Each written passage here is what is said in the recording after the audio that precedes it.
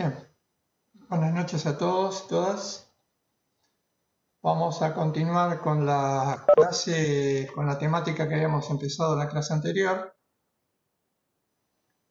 respecto de las perspectivas antropológicas que negaron la condición dialogal y hacer algún balance breve de las lecturas. Quiero remarcar para que el tema de las antropologías quede claro, sobre todo porque vamos a complementar algo de lo visto sobre individualismo, pero estuvimos girando sobre esta idea, este tema, que la importancia del individualismo tiene que ver con que el punto de vista teórico sobre el hombre se incorpora o se incorporó a una enorme cantidad de manifestaciones del ser humano.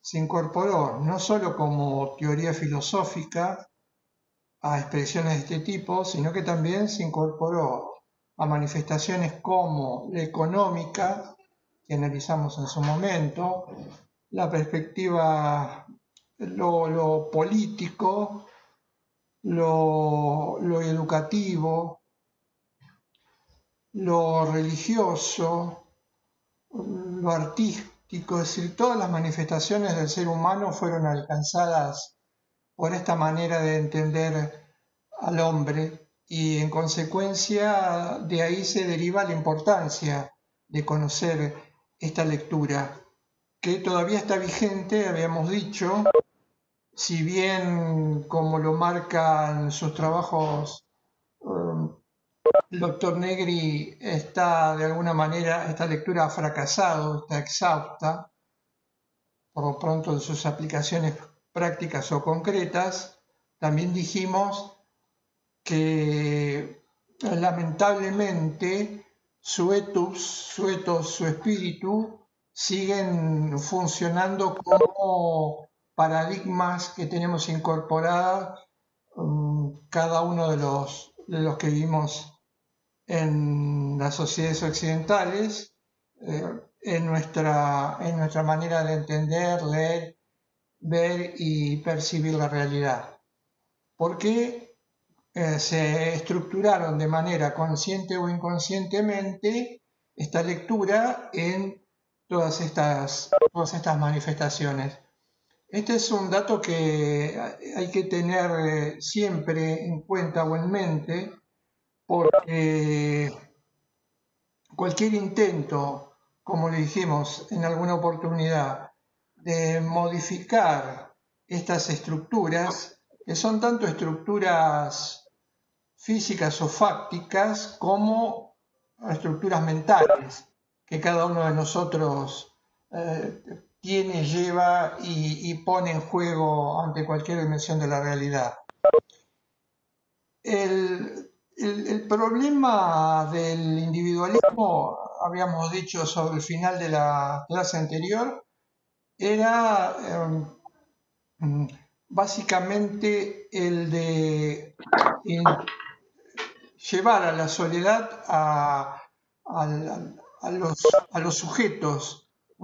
Esa soledad tiene que ver con lo que contamos al empezar a hablar de las antropologías. Nos planteamos lo siguiente, siguiendo a Buber. Este autor nos dice: la pregunta sobre el hombre es una pregunta que se ha formulado de diversas maneras a lo largo de todas las épocas. Sin embargo, él dice, hay etapas en las que la humanidad no se pregunta sobre sí misma. ¿Por qué? Porque en esas etapas está a resguardo. Tanto cósmicamente como socialmente, la sociedad no siente esas necesidades que pueden provenir de factores que generan mucha incertidumbre cósmicamente y socialmente. Cuando digo cósmicamente, me estoy refiriendo a aquellas épocas en las que los sujetos ven al mundo o se ven dentro del mundo como si se tratase de un hogar, cósmicamente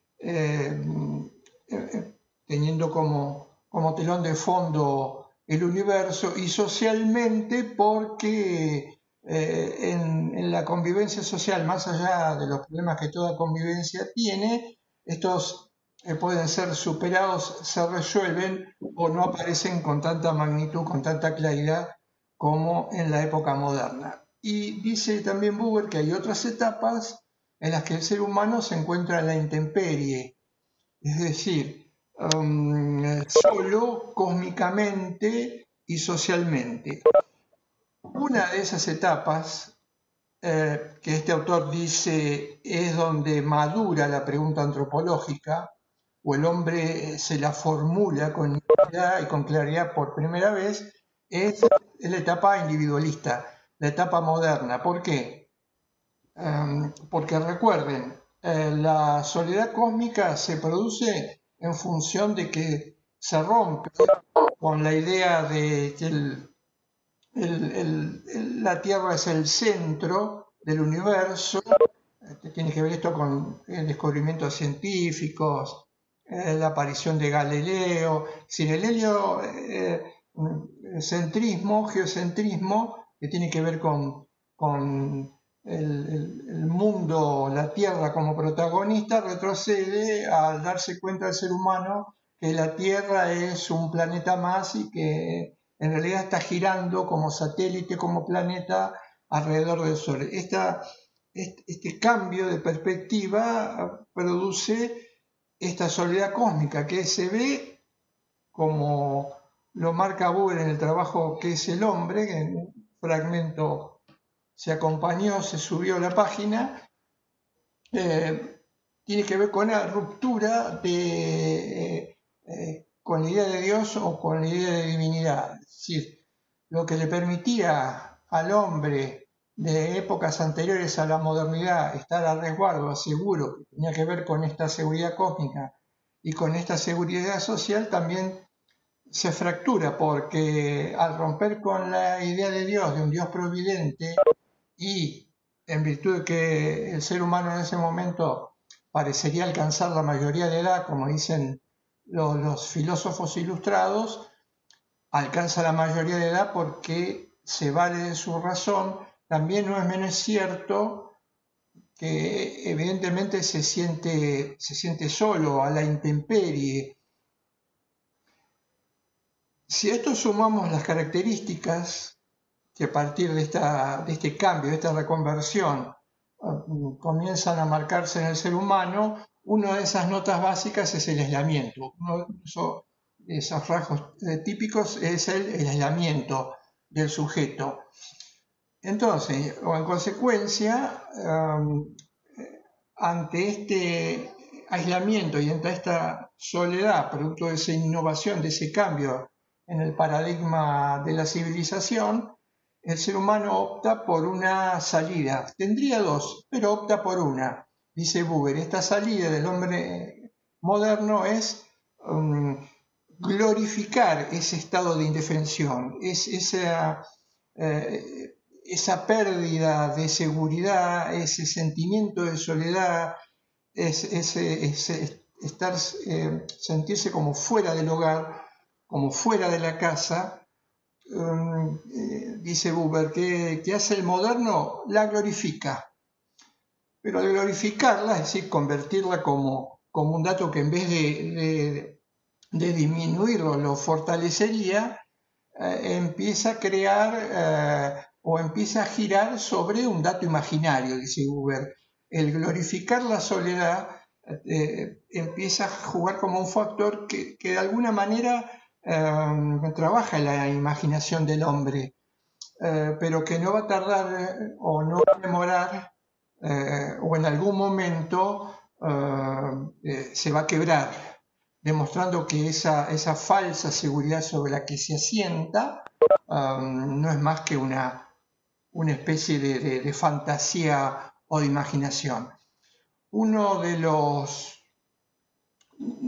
pensadores que fundamentalmente trabajan esta idea de asumirse como sujeto solitario y a partir de allí salir hacia el mundo, como sale el hombre moderno con el despliegue de la voluntad de poder es Nietzsche, uno de los principales pensadores de ese momento, que glorifica el aislamiento, la soledad, el considerarse como individuo aislado de los demás sin necesitar del otro, es precisamente este autor. En esa soledad, dice Buber, es que va a madurar la pregunta por el hombre. Ante esa incertidumbre empiezan las preguntas: ¿qué me puedo considerar? ¿Qué tengo que hacer? ¿Qué puedo hacer? ¿Qué puedo esperar? Son las preguntas que después va a formularse Kant. ¿Qué puedo esperar? ¿Qué es el hombre? ¿Qué debo hacer? Bueno, estas respuestas surgen a la luz de esta ruptura con épocas anteriores. Y si ustedes miraron brevemente el trabajo que subí de un autor, de un filósofo también de la existencia, que se llamó Ignaz Lepp, tiene varias obras, un fragmento que es la comunicación, un comentario al libro La comunicación de las existencias, porque la reflexión de Lepp es acertada. Él dice que esta soledad le genera al hombre una sensación de desasosiego, es decir, un daño muy profundo, pero que al mismo tiempo, y está hablando del hombre contemporáneo, le puede servir para alejarse, para separarse de algo que había surgido, de un fenómeno social que había surgido a consecuencia, y que vamos a ver en un rato, a consecuencia del individualismo, la ilustración, la revolución industrial, etc., las formas o los cambios de vida en ese momento, que era la aparición de la muchedumbre, de la masa. Entonces dice, de alguna manera, para escapar a esto que va a aparecer como reacción a la época individualista, el hombre trata de buscar refugio en su soledad. Sin embargo, esta soledad le está indicando, le está marcando algo que necesita, que es que no puede quedar permanentemente en ese estado, sino que sienten el anhelo muy fuerte de generar con los otros una comunión, y a partir de allí vislumbrar la posibilidad de un nosotros. ¿Se acuerdan que hablamos en términos de relaciones intersubjetivas? La filosofía dialogal habla del yo-tú, pero este yo-tú implica la posibilidad de generar, si se multiplican los diversos extractos de la convivencia, un nosotros. Esa comunión, esa sed de comunión universal, dice, que marca bien Lepp, es algo que le exige romper la soledad para poder dirigirse al encuentro con el otro. Y aparece algo paradójico. ¿Por qué paradójico? Porque hay, como decía, un libro muy conocido, recomendable, no desactualizado, pero sin sus líneas generales, que se llamó La muchedumbre solitaria. Acá empieza a generarse esa atmósfera que este autor Riesman ve como muchedumbre solitaria, es decir, que es parte del talante de la sociedad contemporánea. Individuos o personas juntas, agrupadas en forma gregaria, pero más allá de ese agrupamiento, una marcada soledad, porque, como va a decir después Buber en el balance final, la angustia, la necesidad de lo otro puede sofocarse, pero puede sofocarse brevemente, formando parte de una muchedumbre. Esa sensación de desolación de estar junto con otros, que es lo que le pasa esencialmente al hombre contemporáneo, nos pasa a todos, esa sensación de estar, de buscar la compañía, la agregación, el gregarismo, pero sin que se produzca ningún encuentro, como diría Buber, o ninguna relación de persona a persona.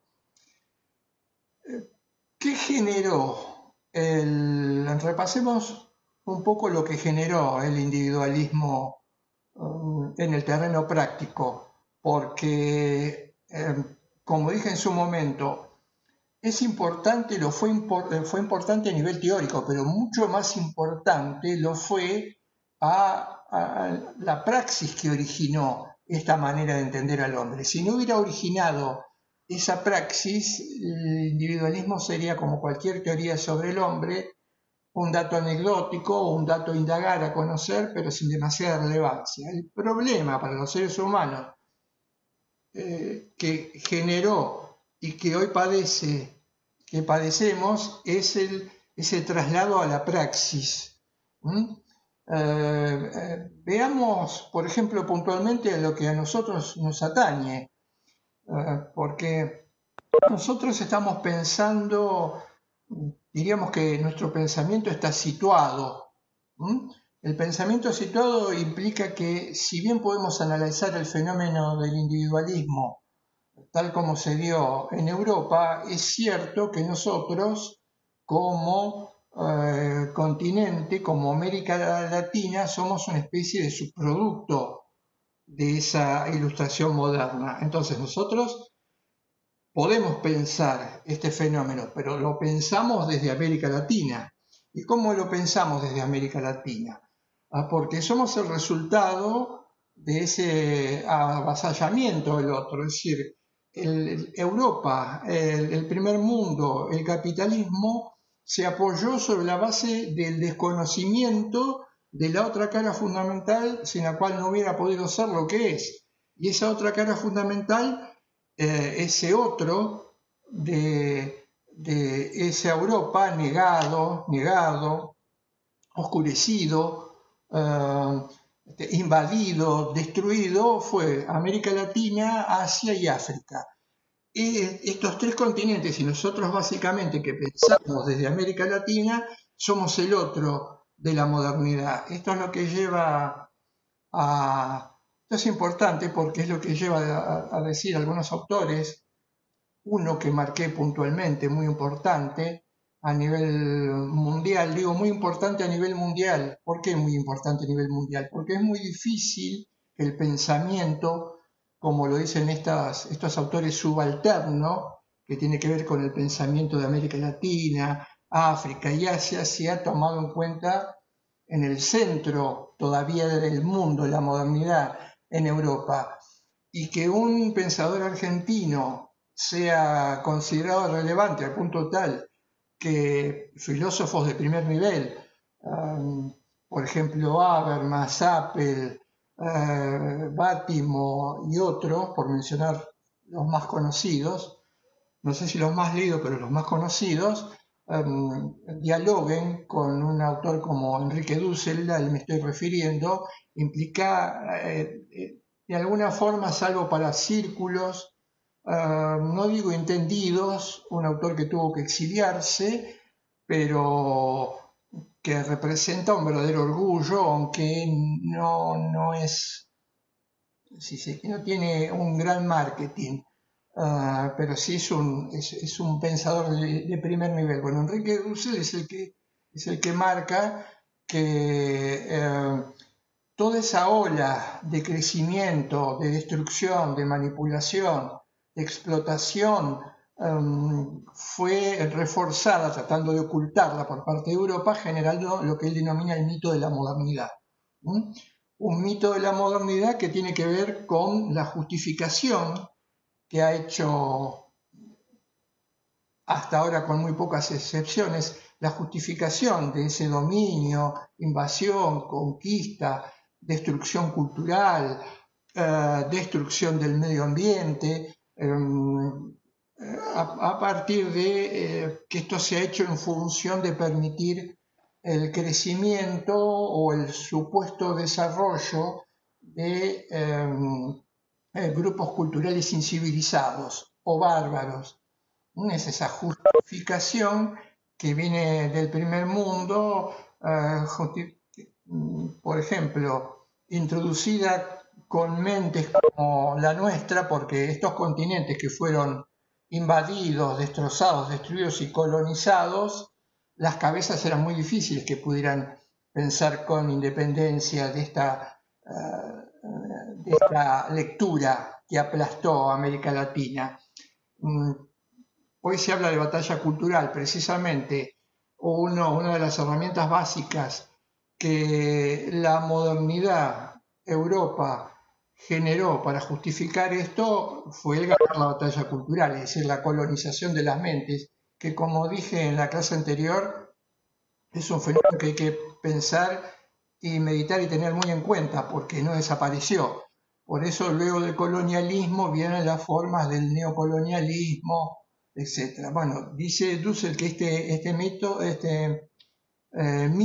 intentó justificar estos desbordes. Un ejemplo muy claro, un ejemplo clarísimo, que este autor trabaja desde el pensamiento situado en América Latina, es el intento de justificar a través del avance de lo religioso el dominio de las mentalidades de los pueblos originarios. Había una discusión muy interesante que fue la de, en ese momento, los conquistadores y luego los que pensaban reforzando la idea de los conquistadores, por ejemplo, Ginés de Sepúlveda, en un diálogo muy interesante con un pensador clásico que debía ser más conocido para entender nuestra historia, es el Bartolomé de las Casas. Y la pregunta era que se hacían los europeos, sobre todo España y Portugal claramente, los iniciadores, los que después fueron, por supuesto, desplazados por Inglaterra y ya a nivel planetario e imperial por Estados Unidos, ellos se preguntaban si los habitantes y los pueblos originarios tenían alma. Y en última instancia, más allá de decidirse en un sentido o el otro, colonizaban sus mentes porque les mostraban el Dios de la religión católica, pero no en un diálogo para saber si la lectura religiosa de los pueblos originarios era mejor, comparable, superior, potable respecto a la del primer mundo, sino si no obedecían ciegamente a esta colonización cultural mental en el plano religioso, en este ejemplo, eran eliminados, ¿no? Todo esto, por supuesto, hoy sigue generando una de las grandes dificultades que tiene el pensar autónomamente. Uno de los problemas que tiene un continente como el nuestro en sus obras de pensamiento o de producción es que le resulta muy difícil quitarse esa especie de marca a fuego indeleble de mentalidad colonial. Y esto basta con saber un poco de historia, incluso con darle una leída a alguna o dos perspectivas más que sobre la historia hay, cómo ha marcado todo el desarrollo de la historia nacional y del pensamiento nacional.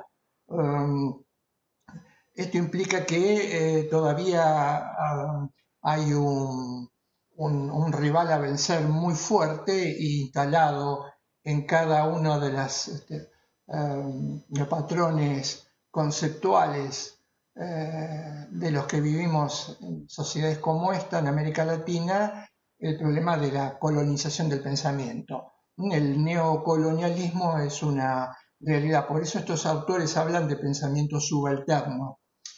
Inclusive, si ustedes me permiten, nosotros estamos analizando a Martin Buber, que es el iniciador, el fundador de la filosofía del diálogo.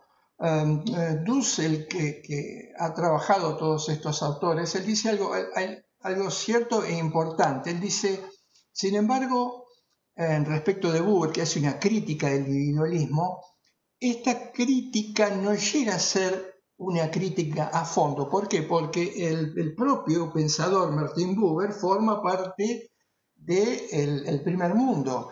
Entonces dice Dussel, es muy difícil que algún autor inserto en el primer mundo, aun cuando tenga ideas relevantes que apuntan a la consideración de la dignidad del hombre, si se quiere en líneas generales, pueda efectuar una crítica a fondo porque él piensa o piensa desde el primer mundo.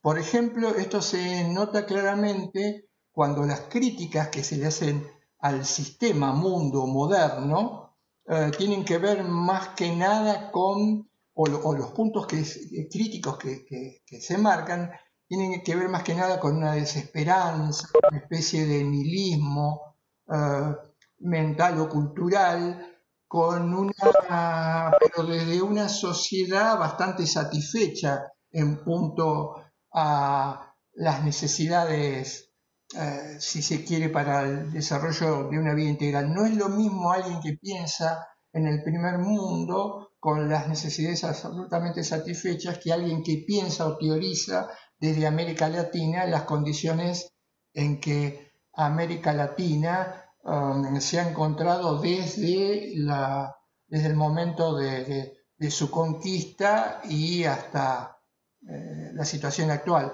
Esto se ve muy claramente, otro de los problemas que generó la modernidad de la praxis y la necesidad de establecerlo como principio fundante a nivel del derecho, es la libre autodeterminación de los pueblos. Esta idea que es importantísima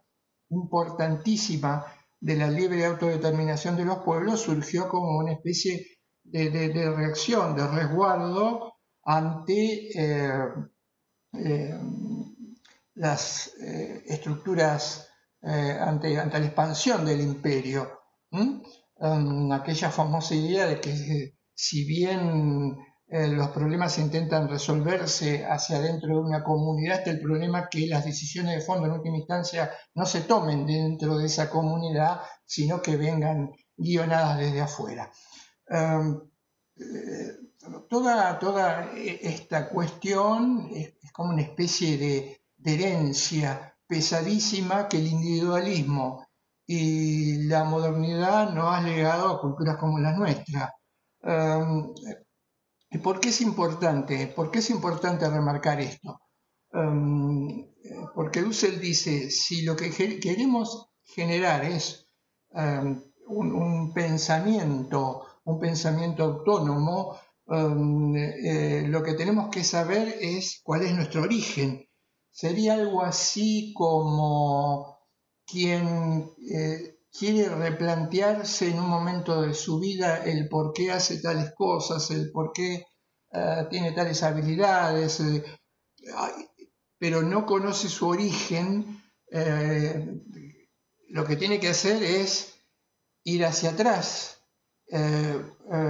buscar su origen para redescubrir su identidad. Por ejemplo, se me ocurre por algo que tiene que ver con circunstancias que han pasado la Argentina, pero también podrían darse otros ejemplos. Quien descubre cuál es su origen, por ejemplo, y descubre que su origen implica el haber crecido en un ambiente que no era su grupo familiar de origen, por ejemplo, alguien que fue apropiado de una dictadura y fue criado por quien no eran sus padres originales, evidentemente hasta que no descubre esto, no investiga esto, no puede tener una clara certeza de su identidad. Y a partir de este descubrimiento, entonces sí puede leerse, reinterpretarse, pensarse y entenderse como verdaderamente lo es. Y en última instancia, superar o resolver algunos problemas que tal vez no pueda resolver o superar nunca si no descubre esto. A nosotros como sociedad también nos pasa lo mismo. El negar, el aceptar el mito de la modernidad, el negar nuestro origen, somos la cara oprimida, desconocida, vejada, negada, ultrajada, de Europa no nos permite, o hasta el momento no nos permite asentarnos con una identidad clara. Y esto se revela en todos los planos de nuestra vida en sociedad. Esto entonces es lo que trae aparejado el fenómeno del individualismo. Vamos a dejar en pausa por ahora esta lectura, antes de efectuar una crítica a nivel de pensamiento global, para introducirnos en la segunda lectura o perspectiva. Carlos, Sí, perdóname que te interrumpa, aprovecho sí, este huequito sí. para comentarte que no me anda para hacer el sondeo. Si querés hacerlo vos, intenté desde el celular y desde la compu y no, esta clase no me aparece la opción, no sé por qué. Bien. Entonces, ¿te parece que aprovechemos para hacer el sondeo antes de empezar con el nuevo tema? ¿Te parece? Dale, perfecto. Bien. Entonces ahora hacemos un brevísimo intervalo antes de empezar con el tema nuevo y hacemos el sondeo. Ya saben ustedes, va a salir en el chat la pregunta, tendrán que indicar su nombre y apellido. Entonces, Marina, guíame para que haga el sondeo virtual. Dale, genial. Tenés Sí, que poner donde dice participantes, sí. ahí haces clic y después haces clic en los 3 puntos suspensivos que están al costado. Donde dice sondeo. Sí, Bien, ahí estoy. Ahora toco nuevo. ahí donde dice sondeo pones tipo respuesta corta, Sí, listo, tildar donde dice grabar respuestas individuales listo. y una vez que están seleccionadas las opciones tenés que pulsar donde dice pregunta nuevo. Nuevo, sí. Y arriba la pregunta. Ahí claro, pones nombre y apellido Bien, y abrir sondeo. nombre y apellido. Perfecto, ahí se va a abrir el sondeo, chicos, así que pongan su nombre y apellido. Ahí llegó. Perfecto.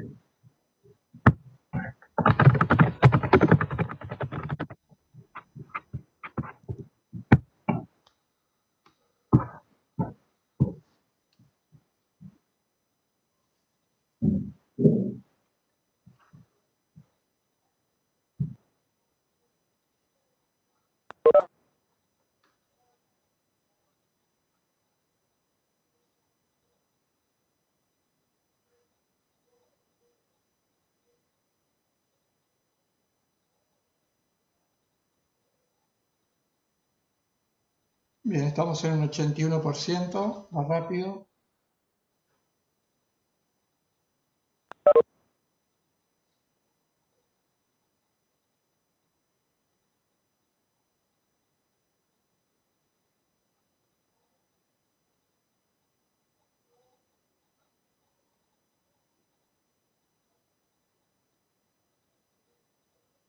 Si hay alguien que ingresó a la reunión, ponga su nombre y apellido, por favor, en el chat para el sondeo.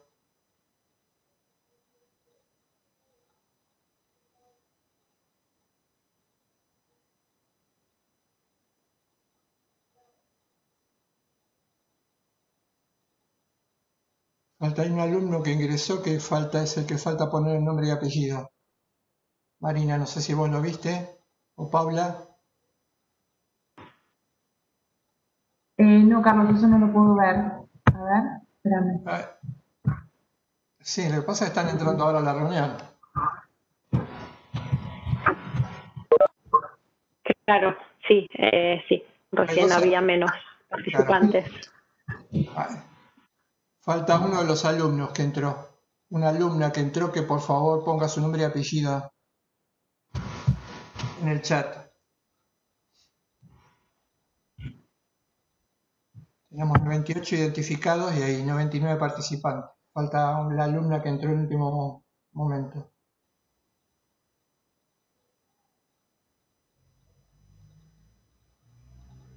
creo que quedaría una persona, ¿no? ¿O no?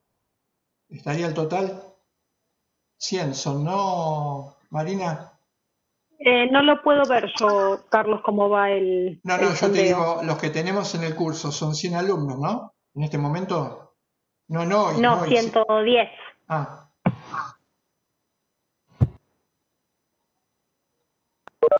termino el, a ver, no, todavía quedan 2 minutos. Pero no aparece la persona que ingresó en último lugar hace un minutito. Por favor, escriba su nombre y apellido. Está bien, escriba su nombre y apellido antes que cierre el sondeo en el chat.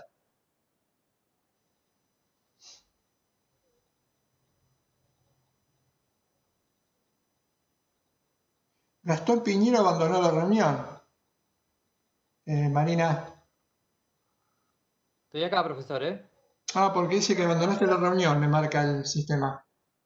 Puede ser Ahí porque se estoy volvió, capaz que se desconectó y se volvió a conectar. acá y ya le mandé el sondeo también. Bien.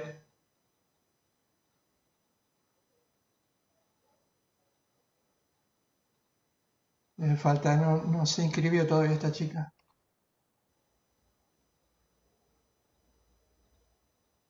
A la alumna Paganelli que ingresó recién, por favor escriba en el chat el nombre y apellido.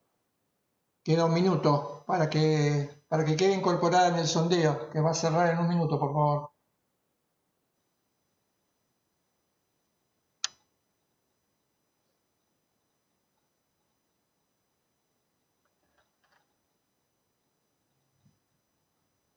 Me pone que ya lo puso. Sin embargo, no. Carlos, si es la única que falta, Victoria, si querés poner cerrar sondeo, que acá con Pau anotamos y Sí, después porque le pasamos el presente. no me marca como 100% acá el sistema. Por eso te digo que a lo mejor no. Está bien. Sí, ya faltan, ya cierra, 10 segundos y lo cerramos.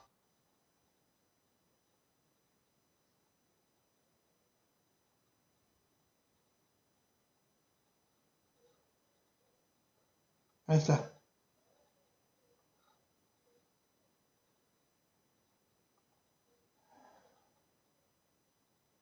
A ver, resultados individuales, ¿no, Marina? Para... Sí, tenés que poner resultados individuales. Sí. Y cuando te aparezca en la pantalla, pones clic derecho y guardar como.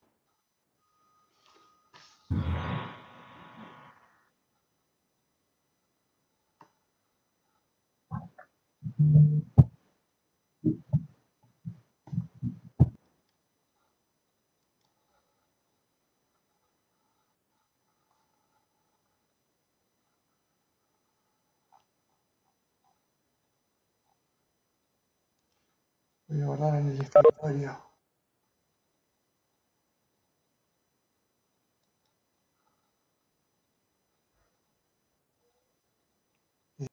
Listo, entonces. Genial. Sí.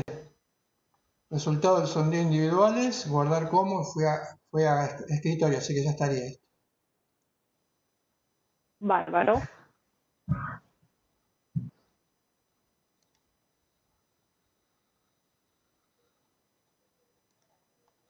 Bien. ¿Querés pasarlo a PDF ahora o después lo hacemos mejor, no? Al No, lo final de paso la después clase. porque ya Si estoy querés. de vuelta. Vale, bárbaro, buenísimo. Eso lo paso después. Bien. Continuamos entonces y empezamos a desarrollar la segunda antropología, como les venía comentando, que es la antropología cuyo nombre filosófico es filosofía de la totalidad o filosofía totalizante, y el nombre político-social es colectivismo. Esa es la antropología que vamos a empezar a desarrollar. Es una antropología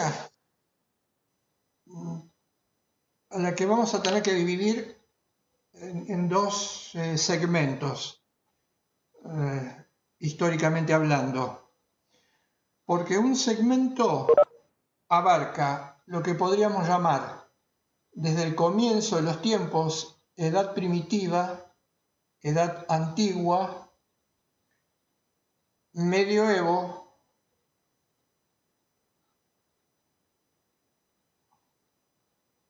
ahí hacemos un corte y luego vuelve a reaparecer cuando se gesta la revolución industrial, el capitalismo, la edad moderna, porque es una lectura que en ese momento va a surgir como reacción al individualismo del que estuvimos hablando. Pero veamos qué significa antropológicamente hablando y por qué lo dividimos en dos etapas.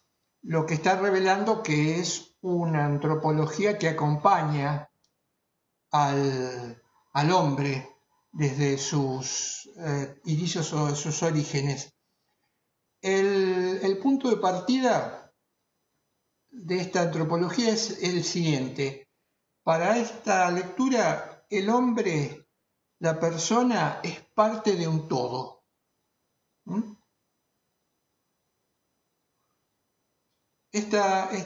Repito, esta lectura ve al hombre, al ser humano, como parte de un todo. Por eso, en la primera etapa, que arranca en la edad primitiva y la edad antigua, nosotros a esta lectura la denominamos también como espíritu de grupo.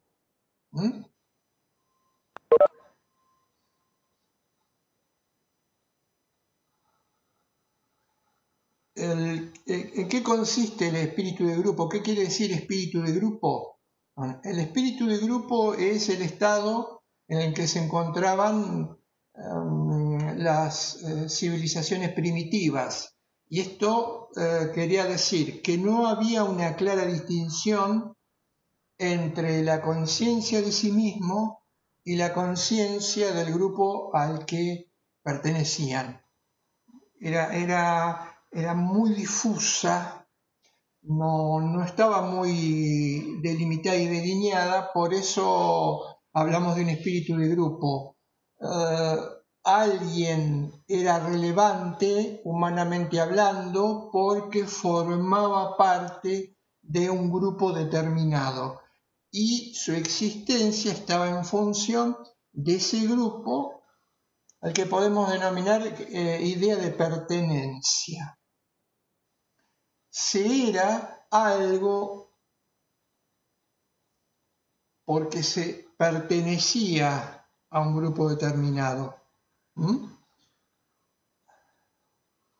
Sí, ahora después vamos a ver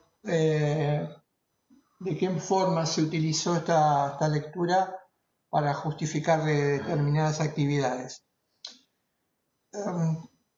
Este espíritu de grupo está poniendo de relieve un dato que es importantísimo para entender después lo verdadero y lo falso de las lecturas. No hay ninguna duda de que toda persona adviene al mundo dentro de un grupo. Eso lo podemos palpar nosotros mismos, que hemos venido al mundo formando parte del grupo. El primer grupo, el grupo primario, es la familia, es el núcleo familiar. No hay quien pueda advenir al mundo si no es ya formando parte de un grupo. Después, a lo largo de nuestra existencia, vamos alternando los grupos, pero esta idea, formar parte de algo que no nos supera, solo se diluye, se termina con la muerte misma. Durante muchísimo tiempo, el ser humano entonces estuvo preso de esta idea. Por ejemplo, se ve claramente cómo lo grupal jugaba un papel decisivo en la edad primitiva, edad antigua, por ejemplo, me estoy refiriendo a los griegos, a la polis griega, pero también después a Roma, al derecho romano, que ustedes lo han estudiado, porque uno de los mayores castigos a los que se podía someter a un sujeto era apartarlo del grupo. Por eso el castigo menos querido y esperado y el más doloroso era el exilio. Sí, para los griegos, para un griego, lo peor que le podría pasar era ser expulsado de la polis. Y en ese exilio, o a partir de ese exilio, empezaron a jugar todos los fantasmas que estaban presentes en ese momento. ¿Por qué? Como las fuentes históricas lo marcan, el estado polis o el estado griego era un estado muy chico en términos comparativos a lo que puede ser un país o un estado o una nación. Y los griegos tenían como particularidad que eran nómades, no se movían de ese hogar, de la comodidad de la polis, por lo cual uno de los miedos más grandes que tenía como ciudadano o como conglomerado social era el miedo a aquello que no podían ver, que podía estar más allá de sus fronteras. Como dicen algunos historiadores de la lengua y algunos filósofos, el sentido del pensamiento del griego era marcadamente visual. Era un hombre muy visual. Entonces, todo aquello que escapaba a su campo de visión a lo lejos y que no descubrían porque no salían del estado ciudad, le generaba un enorme temor. Por eso los denominaban bárbaros o bárbaros, aquellos que ellos no podían ver y no conocían, pero suponían que estaban allende de sus fronteras. De ahí la famosa dicotomía de la que hoy hablábamos, ¿no? Civilización, civilizado, el griego, que era para ese momento, según Parménides, la medida de todas las cosas. El hombre es la medida de todas las cosas. En realidad, el hombre es la medida de todas las cosas implica decir, para estos pensadores, el griego es la medida de todas las cosas. El griego es la medida de la realidad. El exilio implicaba algo poco menos que la muerte. ¿Cómo Carlos, sí, perdóname, sí, Paula. que una chica hizo una pregunta, Sí, Viviana Romano Gómez, perdón. Dice, ¿puede ser que haya sido utilizado para justificar la pena de muerte, eso es lo argumentando que que era un elemento... Bien, sí, no eso sirve es lo para que la le necesidad dije que había iluminado. ahora con el desarrollo lo comentamos y lo ampliamos, sí. Perfecto. Y hay una chica, Silvina Ferreira, que pregunta si los segmentos históricos sería 1 Edad Media y 2 Edad Moderna. El segmento del espíritu de grupo dentro de la filosofía totalizante, el primero va de época o edad primitiva, edad antigua, edad media y algo del Renacimiento. Hasta ahí llega la primera etapa de la perspectiva totalizante. En ese corte, como sabemos, en la modernidad, en la edad moderna, aparece el individualismo. La segunda parte, el segundo segmento, es esta perspectiva totalizante que va a resurgir, o este espíritu de grupo, si se quiere, que va a resurgir, y lo vamos a ver como respuesta al individualismo. No quiere decir que el espíritu de grupo como tal, la posibilidad de nacer, desenvolverse, unir al mundo dentro de un grupo, haya desaparecido en la modernidad. Lo que quiero decir es que como en la modernidad hay un cambio de 360 grados en la mentalidad, este espíritu de grupo se deja de lado un poco porque aparece la idea de lo individual, de individuos, muy, muy fuerte, muy marcadamente. Y cuidado, tanto el individualismo como el colectivismo hoy en día siguen estando presentes en nuestros esquemas conceptuales. No es que el individualismo se evaporó de la realidad del mundo, ni que el colectivismo que estamos analizando se evaporó de la realidad del mundo, el espíritu de grupo. Y eso lo vamos a ver. están presentes todavía en formas nocivas de explicación de la realidad. Vuelvo entonces a los comienzos. Los antiguos entonces tenían prerrogativas. Esto se ve, por ejemplo, en el derecho romano, claramente si se formaba parte de un grupo. Los derechos, las prerrogativas y las posibilidades estaban, si uno compartía ese origen, esas características, ese estamento, y se formaba parte de ese grupo. Si no se formaba parte de ese grupo, no tenía derecho, prerrogativa, goce alguno. Aparece esto muy claramente en el medioevo. En el medioevo, en esta época, hay filósofos muy importantes, muy interesantes. Uno de ellos, paradigmático, es Santo Tomás de Aquino. Santo Tomás de Aquino y la sociedad de su época estaba imbuida de una lectura de este tipo. ¿Por qué? Santo Tomás era partidario de una teoría que se llama teoría organicista o teoría del organismo. Esta que también había defendido de alguna forma y en algún momento su principal referente intelectual, que fue Aristóteles. ¿Qué decía esta idea de los organicistas del organismo? Que la sociedad, que después se utilizó como teoría política, que la sociedad humana era equivalente a un organismo viviente, a un organismo de la naturaleza. Y en estos organismos vivientes en la naturaleza, conformados por partes, por ejemplo,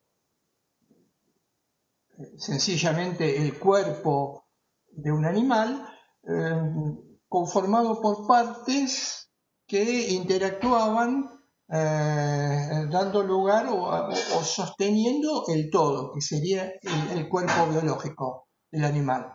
De aparato respiratorio, digestivo, todo lo que fuese. ¿Qué ocurría? Si el animal era alcanzado, el hombre mismo también, ¿no? Si el animal era alcanzado o ganado por algún virus, bacteria o algún problema, esto llevaba a que esa parte, por ejemplo en una herida, esto es más gráfico, en una herida, la herida podía infectarse. Si las propias defensas del animal no permitían expulsar a esa herida, la herida se iba a ser cada vez más grande. Y entonces Santo Tomás ahí hace la analogía con el hombre. Él dice, lo mismo le ocurre a un hombre. Por ejemplo, si ve afectado uno de sus miembros, pero los miembros, un brazo, por una herida que puede gangrenar, es parte de un todo. Lo importante es el cuerpo humano como un todo, no el brazo. Entonces, si la gangrena puede avanzar de tal manera que hoy afecta un brazo, luego afecta parte del cuerpo, el otro brazo va hacia los miembros inferiores, en algún momento todo el organismo, toda la estructura del cuerpo humano se va a ver en riesgo, en peligro, incluso peligro de muerte. Entonces, decía Santo Tomás, como el cuerpo, integralmente hablando, es más importante que cada uno de los miembros, está justificado el amputarlo, porque al amputarlo se permite la subsistencia del organismo. Y esto lo trasladaba a la vida social. Decía, si había algún inconveniente al interior de la sociedad, por ejemplo, alguna conducta que no era debida y que podía generar cierta contagiosidad y será llevada adelante por otro, el tejido social se va a ver en peligro. Entonces decía Santo Tomás de Aquino, tenemos que hacer lo mismo porque la sociedad es un organismo social, tenemos que hacer lo mismo. Como la sociedad es más importante que cada uno de los sujetos que la conforman, no marco individuo porque la idea de individuo no estaba tan desarrollada como lo iba a ser posteriormente como individuo singular, tenemos que eliminarlo. Eliminando esa bacteria o virus, similar al ejemplo de los animales,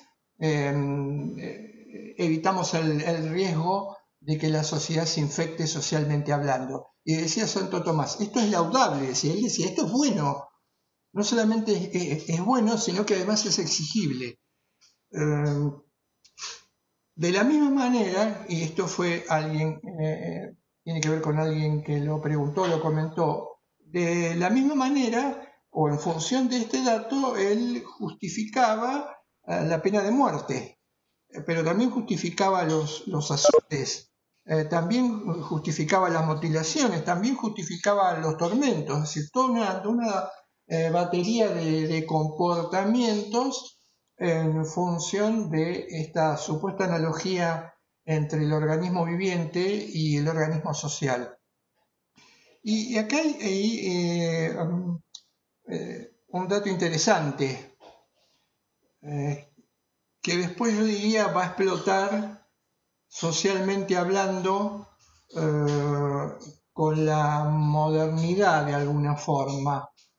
Y es acá estamos viendo claramente una idea jerárquica por detrás de esta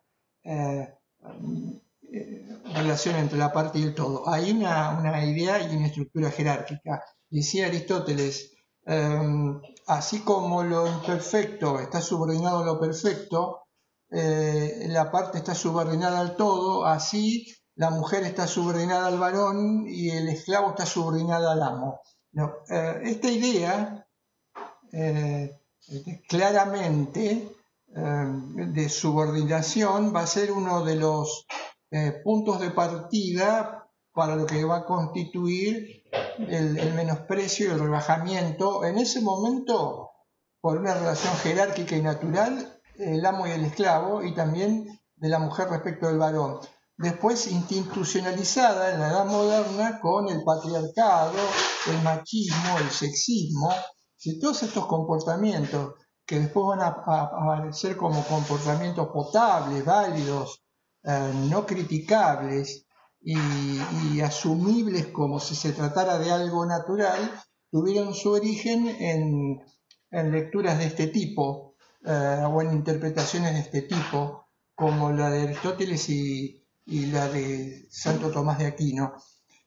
Pero además esta idea de parte a un todo que hay que tener cuidado, porque por ejemplo hoy en día a pesar de que muchas veces aparece como o intenta resurgir como un falso, entrecomillado, falso debate, se vuelve a postular o repostular la idea de las penas y por ejemplo la idea de pena de muerte, que si bien jurídicamente no es potable, no ha sido eliminado de la faz de la Tierra porque hay algunos lugares en el planeta en donde la pena de muerte es considerada válida.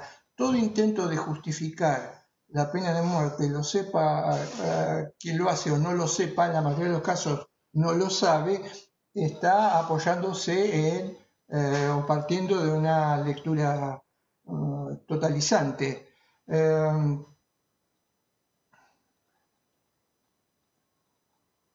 Sí, léeme por favor, que yo no lo puedo porque no tengo abierto el chat, esa participación, Marina, de Peñalosa, léemela por favor, porque yo no la puedo, o Paula. Carlos, sí, ahí Peñalosa Yanina, a esto, profe, me refería a la clase pasada con el pensamiento de la edad moderna. La existencia de una jerarquización de la subordinación del animal no humano al animal humano, que se llama especismo, discriminación, simplemente por no pertenecer a la misma especie, así como el racismo, sexismo. Sí, sí, sí, sí. Sí, bastante interesante el aporte, porque se cree que hay una relación, entre estas actitudes denigrantes como son el sexismo, el racismo, el machismo, etcétera, con el maltrato al animal no humano. Hay una relación. Esto lo explican muy bien corrientes como dentro del feminismo, como el denominado ecofeminismo. Sí, es cierto que hay una especie de discriminación, perdón, hay una muy marcada, fuerte discriminación, pero tiene que ver también con el papel que jugó el hombre moderno en su salida hacia el mundo. En su salida hacia el mundo, la ciencia y la técnica terminaron por polucionar el medio ambiente. Y algunos autores dicen que hoy lo fundamental y lo primordial sería también una especie de reconciliación con el mundo natural. Y también es cierto que hay una deuda pendiente respecto de las éticas o de lo ético o de las posturas éticas en no revalorizar la importancia no solamente del animal social, del animal humano, sino del animal no humano. Es cierto, muchas de las éticas contemporáneas no tienen presente este rasgo o esta idea. Se conecta con el hecho de que tanto el animal social o el animal humano como el animal no humano sienten, ¿no? Xavier Zubiri, que era un filósofo español, hablaba del ser humano como una inteligencia sentiente. En este caso, el animal humano, como lo marcabas vos en la clase anterior, entre otros por Bentham, pero también en la actualidad por Peter Singer, en sus libros de ética, la idea que el sentir implica poder experimentar el dolor y el placer. En otro caso, habría que, una perspectiva también dialógica o dialogal tendría que recuperar esa idea de que todo lo otro que nos confronta merece igual respeto. Sí, ha habido bastantes avances respecto de lo ético a nivel de conciencia y de ecosistema, pero todavía estamos lejos de eso. Pero sí, es muy interesante como planteamiento teórico. El respeto que merece toda realidad que se nos confronte, incluida los vivientes no humanos y los humanos. Pero es cierto que la modernidad, con su voluntad de poder, con su salida hacia afuera meramente a partir del dominio, la polución, ha puesto en juego o ha puesto en jaque el planeta. Cuando yo hablé en la clase anterior de la ley de utilidad,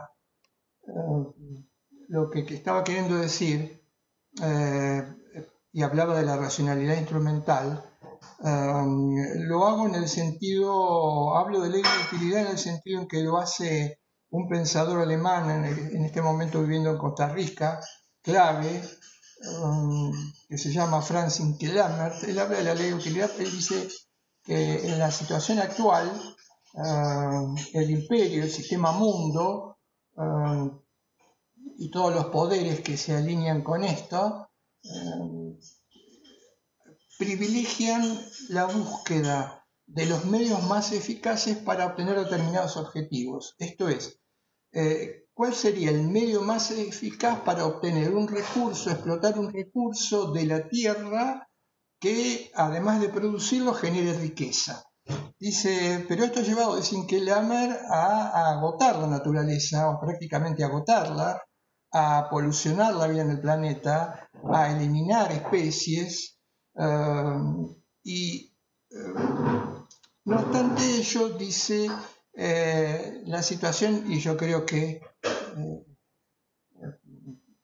es crítica y no le va a dar mucho tiempo al hombre resolverlo en un sentido o en otro, más allá de las declaraciones, los encuentros, los convenios, seguimos polucionando, etcétera, etcétera. Bueno, Sinkelammer dice, el hombre contemporáneo, el que se apoya en la ley de utilidad para obtener riquezas que le extrae, que le saca al mundo el extractivismo, todas esas cuestiones que están también hoy en día en debate en nuestro país, está como en una... Es hermosa la expresión, por no ser patética y trágica. Él dice, está sobre un árbol, porque habla de que está deforestando el mundo como forma de poner centros comerciales, etcétera, etcétera. Y la imagen que da Sinkelammer es esta, un hombre subido a la punta de un árbol, del único árbol que queda, y sentado sobre una de las ramas con un serrucho, serruchando esa rama. Es decir, el simbolismo de Sinkelammer es terrible.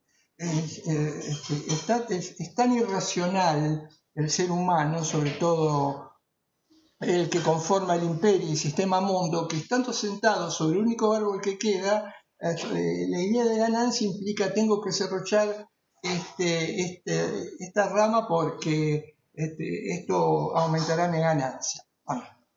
Uno de los tantos problemas con los que tenemos que lidiar contemporáneamente y que exigen un cambio de perspectiva urgente y de lectura. Volviendo entonces al espíritu de grupo, ¿qué ocurre? Sí, el nombre del autor es Franz Sinkelammer, nombre bastante difícil, es un pensador alemán. Tiene un montón de libros escritos, son muy interesantes, incluso habla de la inversión de los derechos humanos, que en algún momento, cuando veamos el tema de los derechos humanos, lo podemos incorporar.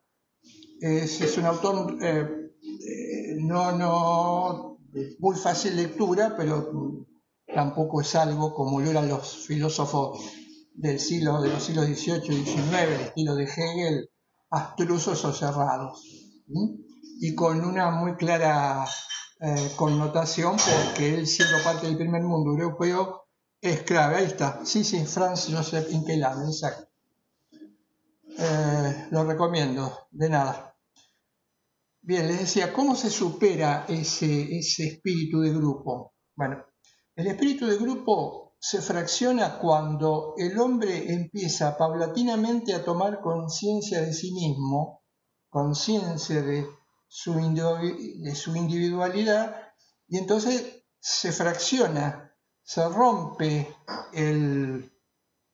este coto cerrado que implicaba el grupo. Y además la conciencia de mi propia individualidad, mi yo, se hace universal. ¿Qué pasa? El ser humano descubre que si bien puede formar parte de un grupo, es más importante que el grupo su personalidad. Y además esto se convierte en un lema universal. No solamente me doy cuenta de mi propia dignidad, de la que no podía darme cuenta mientras me diluía en el todo. Lo que pasa es que el todo no era problemático porque en la Edad Media, como decía Martin Buber, el hombre estaba muy seguro a nivel cósmico y a nivel social. Además, bajo la égida de un Dios omniprovidente. Entonces, este problema no se presentaba, no se cuestionaban la individualidad, el carácter de individuo singular. Tiene un dato más de la convivencia, ¿no? Cuando esta conciencia grupal se fractura, aparece la idea universal de dignidad al hombre. Y en el plano, por ejemplo, que nos podría interesar a nosotros del derecho, empiezan a florecer las teorías del derecho natural. Teorías que tenían que ver con la consideración de ciertos datos, rasgos o derechos del sujeto que podían ser compartidos en forma universal. Hoy esta conciencia de la universalidad de la dignidad humana, con la cual como humanidad hemos dado un paso muy importante, tenemos como contrapartida ese desbalance que hay entre este reconocimiento de esta dignidad y la práctica. Porque además el espíritu de grupo como tal no ha desaparecido y a veces y en determinadas circunstancias reaparece. Vamos entonces a esta lectura, pero como reacción a la modernidad, a la ilustración. ¿Qué ocurre? Se genera en Europa, producto de la revolución industrial y el surgimiento del capitalismo, aparece el crecimiento del capital y el capitalismo con todas sus facetas.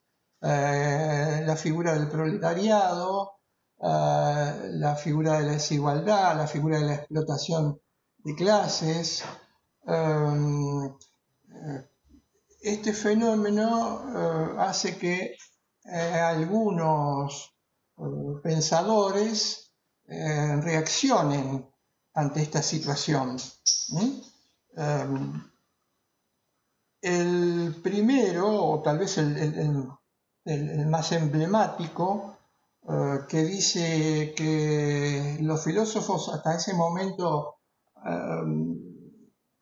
habían trabajado a media máquina porque lo que habían hecho era describir el mundo, describirlo, tenían que cambiar de rol o asumir un rol más activo.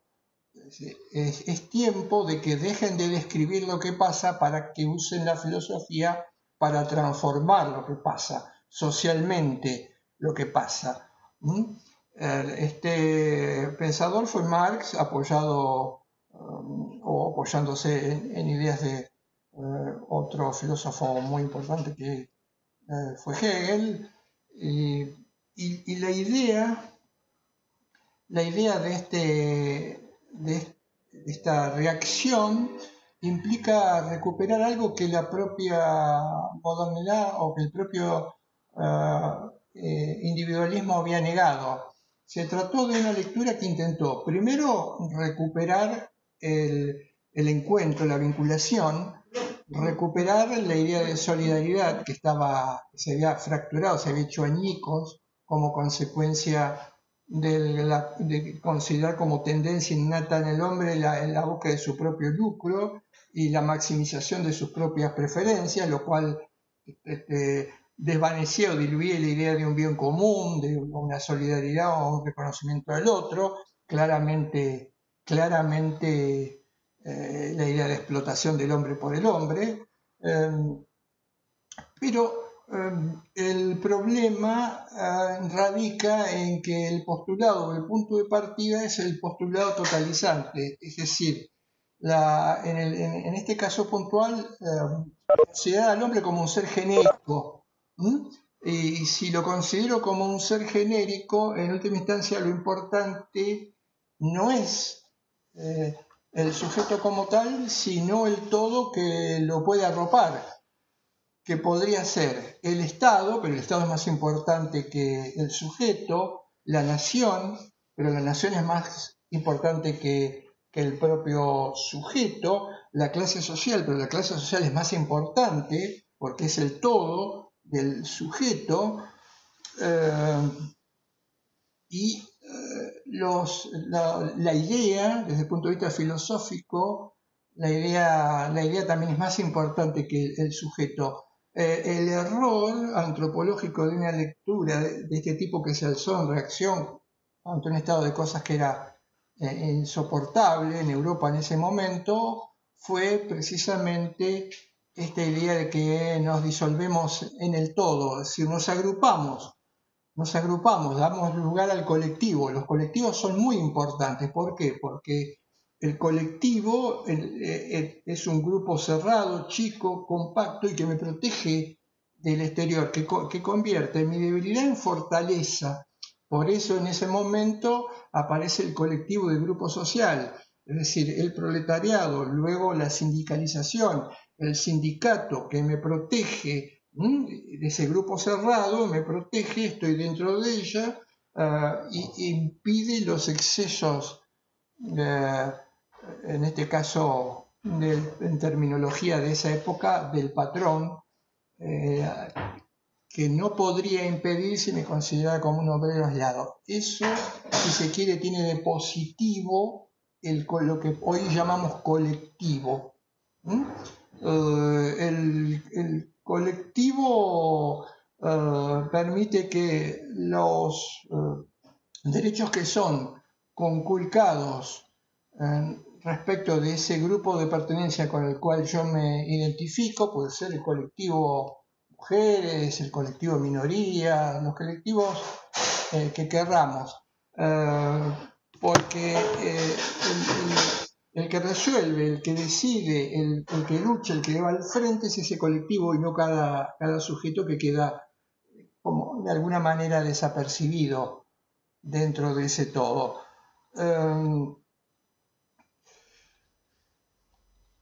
La cuestión entonces es si se quiere hacer un balance de estas lecturas. Quería remarcar un dato conocido por todos. Esto trajo, por supuesto, numerosos inconvenientes a nivel político y social. Aparecieron bajo sus formas políticas los totalitarismos, el fascismo, el nazismo. En nuestro país, por ejemplo, y en función de la idea de la nación, de que la nación o la patria es más importante que el sujeto, tú no eres nada, la patria lo es todo, o el nacionalismo, distorsión de la idea de nación, la posibilidad de que la nación misma exija el sacrificio, o la patria misma exija el sacrificio de un sujeto, de un individuo singular en función de un interés que escapa, por supuesto, a los intereses de esta persona, a la cual se le puede exigir también y reclamar un sacrificio en aras del todo. En nuestro país, no solamente en nuestro país, sino en América Latina, de la mano de esta idea de totalización apareció la denominada doctrina de la seguridad nacional.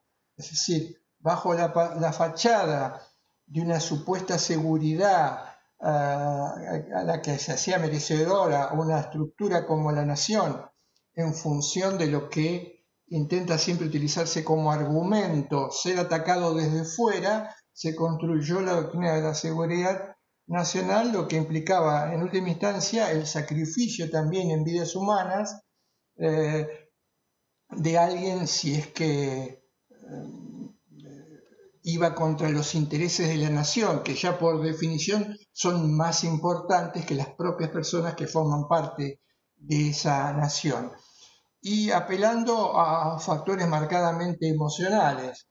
Volviendo al ejemplo anterior, diría, si todos pintamos nuestras casas con pintura de color blanco, la idea de que alguien intente pintar su casa o pretenda pintarla utilizando un color rojo, que no tiene que ver con la idiosincrasia de las casas que han sido pintadas por nosotros de color blanco, ya sugiere un riesgo o un peligro. Entonces, ante esa situación, todos los que pintamos las casas de color blanco, porque el color blanco se dice que es el color que remarca la nación, tenemos que cerrar filas para expulsar a un supuesto digamos, invasor que pretende simplemente pintar la casa de un color diferente. Este es el leitmotiv de las doctrinas de la seguridad nacional, que por supuesto fueron el clave de ideas que soportada por todas las dictaduras sufridas en América Latina. Es muy usual, o ha sido muy usual en esta parte del mundo, una manera de entender la realidad que se llama el postulado de la comunidad abstracta. ¿En qué consiste el postulado de la comunidad abstracta? Que es también una idea totalizante. El postulado de la comunidad abstracta dice que una comunidad pequeña, o las comunidades pequeñas, son básicamente las familias. Hacia adentro de las familias, los lazos que unen a quienes se identifican con esta familia son lazos de sangre, de coparticipación, de vida, y allí, en esa familia, se incuba el desarrollo, el perfeccionamiento y el crecimiento de quienes forman parte. Por ejemplo, hijas, hijos, pero con un dato importante. En una comunidad de este tipo, los sacrificios, si hay que llevarlos adelante, se soportan sin ningún problema o desmedro de la propia calidad personal, porque lo que tiene que quedar, lo que tiene que reforzarse, si hay un peligro, mantenerse, desarrollarse, esa idea misma de unión familiar. Entonces, cualquier sacrificio por la familia es válido, laudable y puede ser exigido en función de que esa familia no se desmembre. ¿Cómo usaron esta manera de entender la realidad? Hacen una analogía también distorsionada o falsa, diciendo, el Estado también, la nación o lo que fuere también es una comunidad abstracta. Entonces, pasa lo mismo que pasa en una familia, al interior de una familia, y puede haber ocasiones en las que, siendo amenazada por algún peligro de afuera, esa familia tenga que cerrar filas y los hijos, hijas, tengan que hacer sacrificios en función de lo que más importante es que se mantenga la nación como tal. Si esto se acepta, y desde el momento que se acepta, entonces el primer sacrificio que se le va a pedir a los hijos, hijas de la nación es que pongan en riesgo su propia vida o entreguen su propia vida. Por ejemplo, con delirios bélicos que tienen que ver con arrastrar a todo un pueblo, a la mayoría de jóvenes, a la muerte segura, en conflictos que se hicieron surgir como consecuencia de cuestiones de poder concomitantes.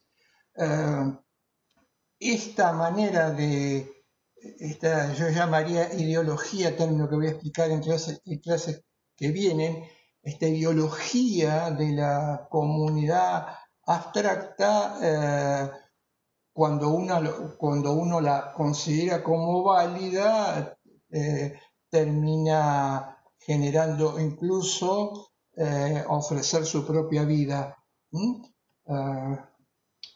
Diría, para ser gráfico, ofrecer nuestra propia vida por nada. Porque la búsqueda del reconocimiento de ciertos datos de la realidad que tienen que ver con nuestra historia puede conseguirse, se conseguirá o no se conseguirá por los medios que tienen o pueden conseguirse, como son el diálogo, el debate, la discusión, no en actitudes de suicidio colectivo o kamikaze. Me refiero concretamente a los episodios bélicos que por ahí muchos no conocen, la mayoría no conocen por su edad, porque son muy jóvenes,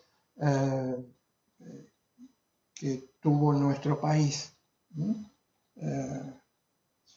Volviendo entonces a la cuestión de la ideología, a la cuestión de la perspectiva totalizante,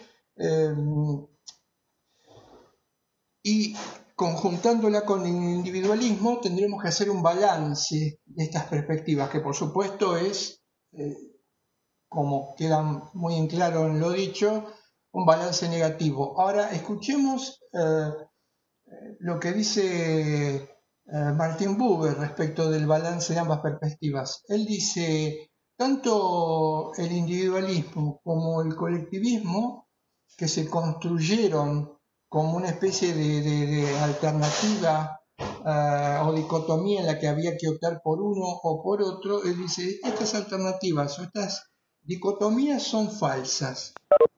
¿Por qué son falsas? Dice Buber,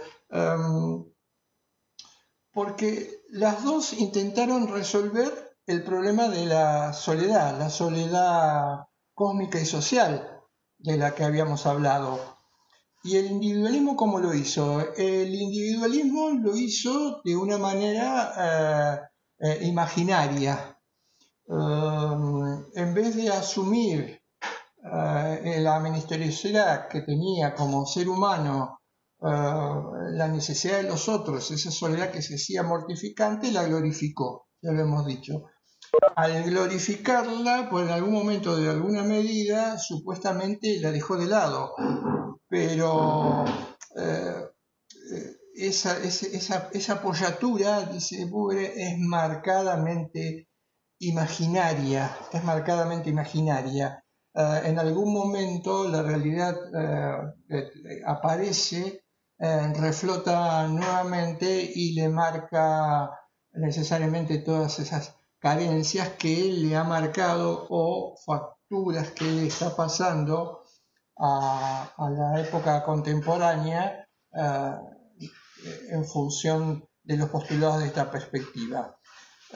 Como decía, algunos autores hablan de la soledad del hombre contemporáneo, como Riesman es la muchedumbre solitaria. Y el colectivismo también aparece como una alternativa, pero también, dice Buber, es falsa. ¿Por qué? Porque se apoya en una, si se quiere, en una ilusión. ¿Cuál es la ilusión? Bueno, él dice, es muy importante refugiarse en el colectivo, porque el colectivo, ¿qué me da? Primero, el colectivo decide por mí.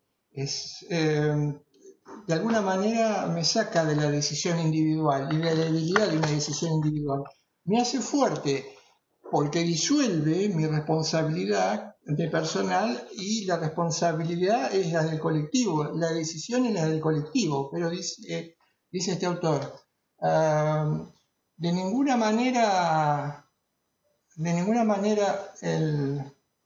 se ha producido, a pesar de que nos hemos metido dentro de un colectivo, se ha producido un encuentro de hombre a hombre, de persona a persona. Sí, nos metemos dentro de ese grupo, nos metemos dentro de esa estructura que decide por nosotros y que asume la responsabilidad por nosotros. Pero no ha habido, dice Buber, ningún encuentro de sujeto a sujeto. Esta es la idea de muchedumbre solitaria, el gregarismo, el agregarnos, el sumarnos, el amontonarnos, así no sea para reclamar algo que no reclamo yo, sino que reclama el grupo, o defenderme ante algo que no lo hago yo solo, sino el grupo, no necesariamente lleva a un encuentro de persona a persona. Entonces, dice Buber, es también una ilusión que se desmorona cuando en algún momento, en alguna situación puntual o particular, como no podía ser de otra manera, dice Buber, el hombre tiene que decidir, tiene que verse forzado a decidir por él mismo. Y entonces, al tener que verse forzado a decidir por sí mismo, vuelve a aparecer o reaparecer la angustia, la soledad, el miedo a la decisión, la inseguridad que meterse en un colectivo, en un grupo o en un todo solo puede sofocarse por un tiempo. Las palabras de él al final de su trabajo, que es el hombre, son bastante esperanzadoras. Él cree, o en ese momento, él cree que visto ante el fracaso de una lectura y de la otra y ante un probable abismo, el hombre recupere algo que no debió abandonar nunca, que forma parte de su propia estructura y que es el buscar sosiego en la presencia o en el encuentro con el otro. Entonces este es el balance de estas lecturas. Hay algo importante que es lo siguiente: ambas lecturas aunque no lo parezcan, tienen algo en común y muchas veces se utilizan como justificaciones, como respuestas, como puntos de partida, combinando ambas. ¿Por qué? Porque en definitiva el individuo solo, aislado, el sujeto singular, el yo absolutizado y luego empobrecido no es más que un punto que queda sin sustento porque ha rechazado todo vínculo con la realidad. Y el individuo de la perspectiva totalizante también es alguien que se disuelve en un todo que lo subsume, lo coopta y lo termina disolviendo. Es decir, ambos que aparecen como puntos que en última instancia quedan desprotegidos, serían, como lo marcaba claramente Buber, son formidables abstracciones. Estas formidables abstracciones están presentes en las estructuras, están presentes en las manifestaciones, están presentes en la cultura, están presentes en las facticidades sociales, están presentes en los sistemas, en las mediaciones que el hombre genera para resolver sus necesidades, están presentes en todos los ámbitos, con el resultado al que estamos, o que podemos ver o parecer hoy. Ningún cambio será posible, ninguna modificación será posible, empezando por el intento del derecho y desde lo jurídico, si no se asume esto como dato cierto o como punto de partida. Bien, entonces con esto estaríamos cerrando el tema de las lecturas o perspectivas que niegan la condición dialogal. Todavía nos queda transitar el camino de otra lectura o perspectiva del hombre, porque nosotros sabemos que somos seres en el mundo, que somos coexistentes, pero todo esto, la búsqueda del encuentro, lo hacemos porque somos, o a partir de que somos seres corpóreos. Entonces, la corporeidad será un tema de discusión o debate, que es la otra perspectiva que nos queda pendiente y que también ha suscitado a lo largo de estos 22 siglos un debate bastante intenso. Me refiero a toda aquella cuestión que tiene que ver con el cuerpo humano, con lo corpóreo. Y allí tendremos que pasar revista a diferentes lecturas, como el monismo y dualismo, la dualidad mente-cuerpo, etc. Y una cuestión también me parece importante para reflexionar, por lo menos para hacer el esfuerzo, y es esa discusión en punto a la dimensión corpórea del ser humano, si nosotros tenemos un cuerpo o somos un cuerpo. Digo, esta discusión es fundamental porque tener un cuerpo implicaría de alguna manera poder hacer con el cuerpo lo que uno desee, el producto de la mentalidad moderna. El hombre puede hacer con las cosas, con el entorno y con los demás lo que quiere. Las famosas frases individualistas: esto es mío y yo hago con lo mío lo que quiero. Para pensarlo. Y la otra opción es la de que somos un cuerpo, aunque no nos identifiquemos con él. Esta es también una discusión muy interesante que hay que hacerla explícita, y veremos cuáles son las respuestas que nuestra lectura de antropología dialogal da de ella. Si hay alguna cuestión o pregunta muy puntual.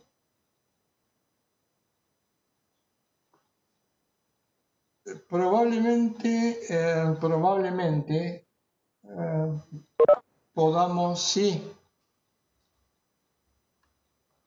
probablemente podamos llevar adelante un chat el viernes que viene. Todos estos temas van a formar parte del cuestionario que vamos a hacer el lunes. Entonces, como una modalidad me parece interesante, que lo habíamos hecho en el cuestionario anterior, yo se los voy a comunicar para quienes estén interesados, en forma voluntaria, discutir algunas cuestiones, algunas dudas en cara a este cuestionario en un chat el viernes. Esto se las voy a hacer saber. Recuerdo, les comento como ya les adelanté, simple y sencillo, cómo vamos a hacer el lunes que viene. Vamos a tener la misma estructura de la clase en la que tomamos el cuestionario. Empezaremos con la temática y media hora antes del final de la clase vamos a habilitar el sistema para que ustedes puedan ingresar y hacer el segundo cuestionario. Bien, si no tengo ninguna duda, cuestión, pregunta o objeción,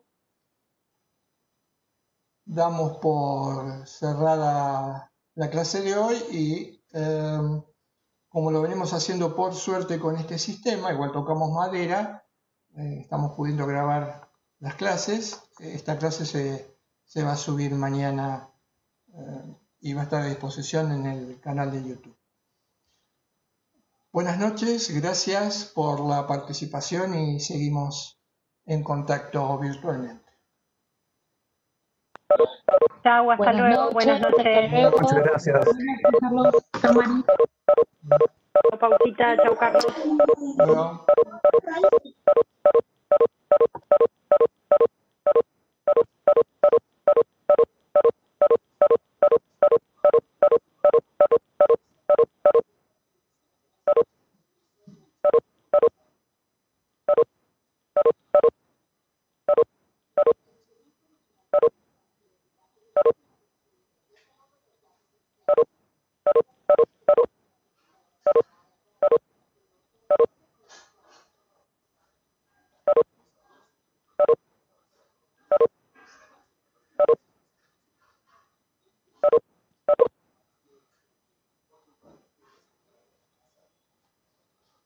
Paula, Marina.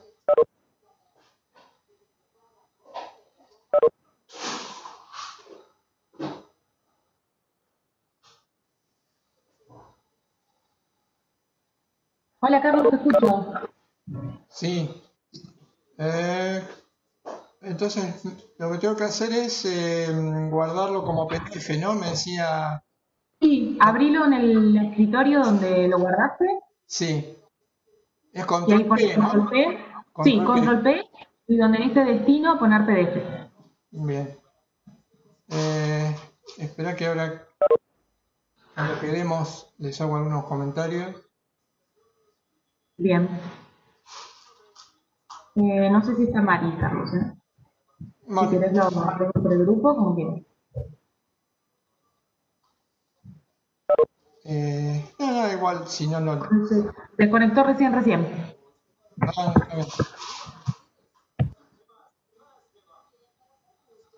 No, está bien. Tomaron nota, ¿no? De que hubo algunos pedidos de alumnos que no estaban durante el sondeo. Sí, exacto. Sí, después lo charlamos con vos a ver qué se hace. Mirá.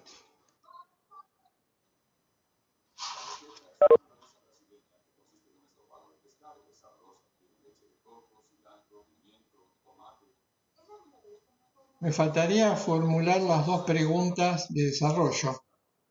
Eso, voy a ver si lo hago mañana. ¿Estuvieron seleccionando las preguntas, Paula? Mañana lo íbamos a hacer con Mari, Carlos.